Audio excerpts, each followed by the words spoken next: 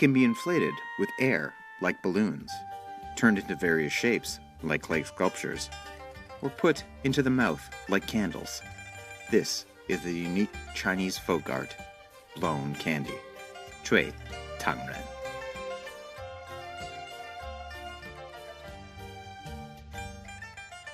For the current generation of Chinese, their childhood memories are full of cartoon movies, fuzzy dolls, and electronic toys. If we turn the clock back for several decades, however, we find that people of previous generations had very different, but similarly rosy childhood memories. At that time, the stalls of blown candy peddlers were always surrounded by many eager kids. With their stunning skills, blown candy peddlers could turn the soft sugar gloop into various shapes in minutes. Blown candy is playable and edible. In particular, its making process is full of surprises and fun. Although the Chinese name for blown candy includes the character Ren, people, animals, especially the 12 zodiac animals, are actually the most common shapes of blown candy. It's no surprise that the most popular shape is the Monkey King in the Chinese novel Journey to the West. Blown candy is made of sugar gloop, which comes from melted sugar and maltose. Since peddlers generally made blown candy on the spot, they had to keep sugar gloop constantly melted. In the past, blown candy peddlers shouldered their poles and wandered across streets and alleys. Usually, they hung on their poles a rectangular-shaped box in which a small charcoal stove was used to heat sugar gloop and prevent its crystallization. Making blown candy is really a quick art. Craftsmen have to move fast before the sugar gloop cools down and crystallizes. This is a game against time.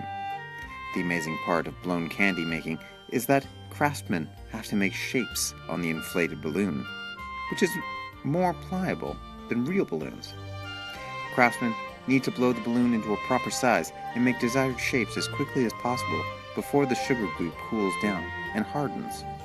It is a test of craftsmen's pinching skills and ability to control the breath.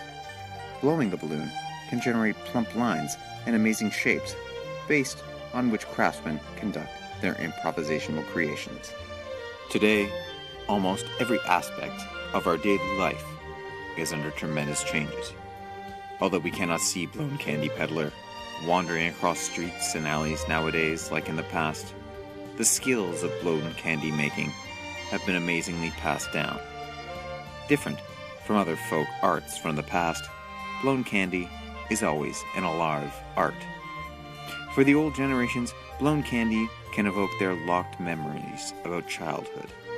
For today's kids, the stunning skill of blown candy craftsmen and the funny blown candy shapes are always sources of happiness and surprises.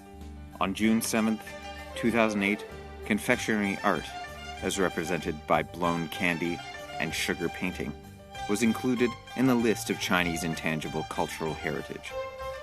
Originated from the daily life of ordinary people, blown candy used to bring so many happy moments for the Chinese people. In the course of time, blown candy will continue to keep its vigor and everlasting artistic charm.